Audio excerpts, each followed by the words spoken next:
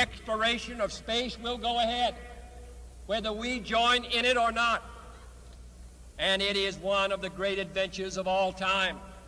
And no nation which expects to be the leader of other nations can expect to stay behind in this race for space. We've reached the moon.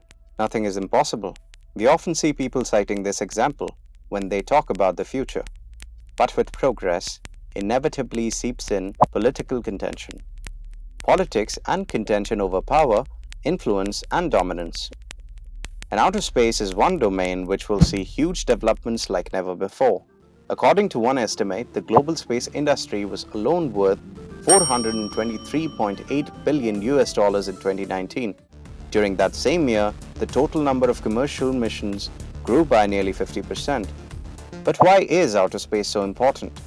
If I broadly categorize it, it is important for three purposes. Number one, scientific exploration of asteroid belts and other celestial objects which will occupy much of the world's efforts. Number two, commercial. There are so many private enterprises working in this sector. Just like sea lines of communications, celestial lines of communications will be established for easy navigation. So don't be surprised if your great-great-grandkids plan their vacation somewhere in space or work as engineers on an interplanetary mining rig on some celestial body. The Indian government has begun opening up space to the private sector by setting up an independent regulator, the Indian Space Promotion and Authorization Center in space. Number three, military. In December 2019, the US formally established its Space Force as a separate branch of the military.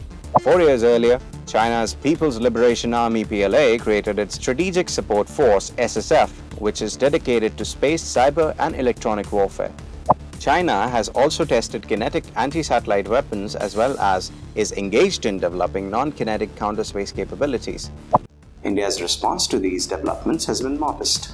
India's Defense Space Agency became operational in the last months of 2019, backed by an Indian Defense Space Research Agency tasked specifically with developing capabilities to wage space warfare.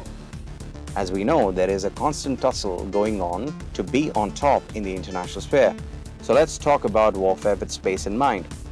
As of 2021, no actual warfare is known to have taken place in space, although a number of tests and demonstrations have been performed.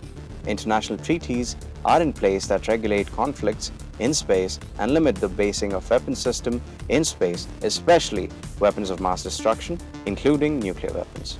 Warfare in space can be waged against other nations' assets in space, as well as against all Earth-based activities connected to the use of space. But space as a domain of warfare has challenges too, including vast distances, lack of natural cover and concealment, radiation, and the mechanics of gravitation. Just like the maritime domain, warfare in space is waged for the command of space. The command of space is the ability to use space denied to others or both. And that's it for this video. If you like this video and want more, hit that like button, subscribe to the channel, and press that bell icon.